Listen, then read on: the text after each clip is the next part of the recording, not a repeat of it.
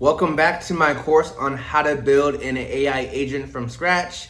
In this video, we're going to be talking about an important part of AI agents called subagents. And if you understood everything we've talked about so far, if you've understood tools, how tools are basically just inputs to API calls that starts and executes a function, and then subagents should click because they're basically the same thing. So first, let's go back to my agent executor, which I've introduced in an earlier video. Within this, I remember showing my schema, which is part of the basic React loop, but it's a little bit different. We had thoughts, an action, which can be an action or a command, and we had a final answer.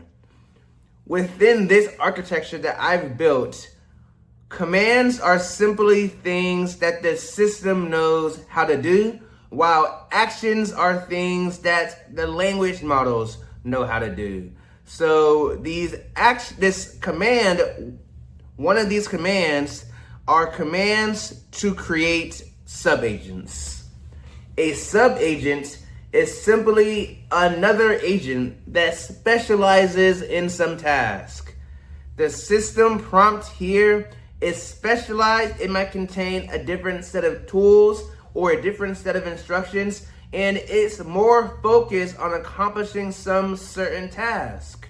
Now you might be thinking, why do I need a subagent? I already have the agent, and the agent already has the list of tools that it can do. Why do I need a subagent?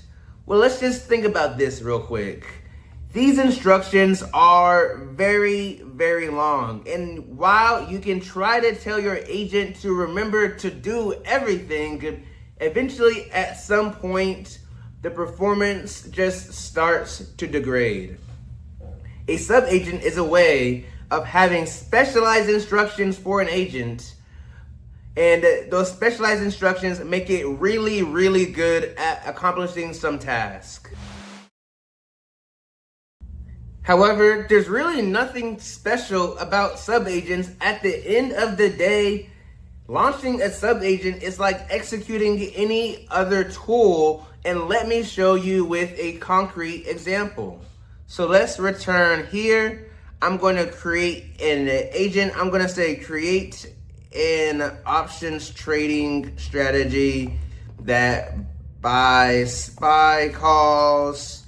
And just to make it explicit, launch a subagent to do this. I have it in fully automated mode. So in fully automated mode, I don't have to do anything. The AI is going to do everything for me, and we'll see how it works.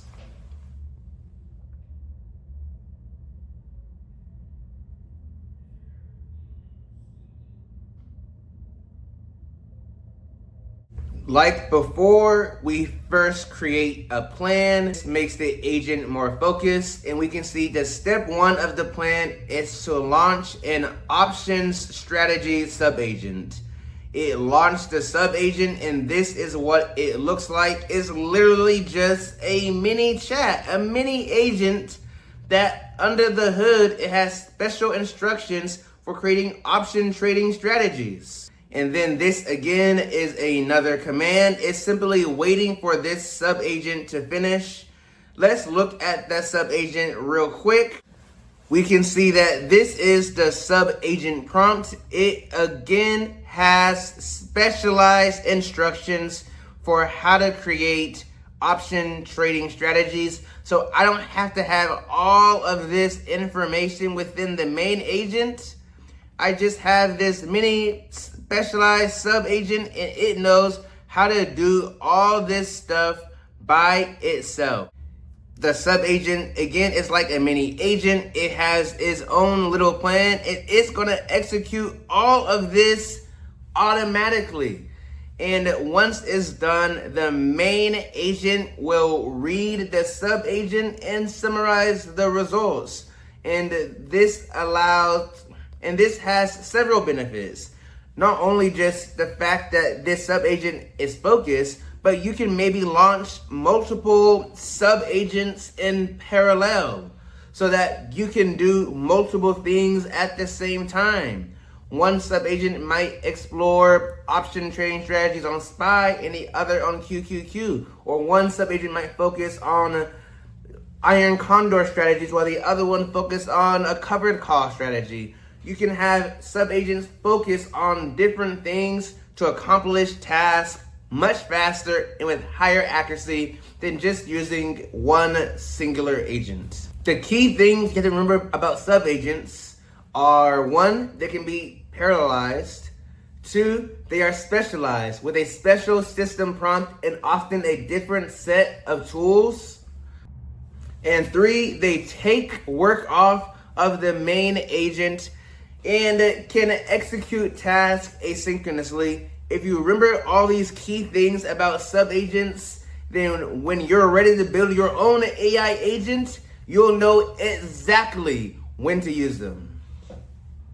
That's the end of this video. In the next video, I'm going to be talking about one of the most important ways of making your AI improve over time.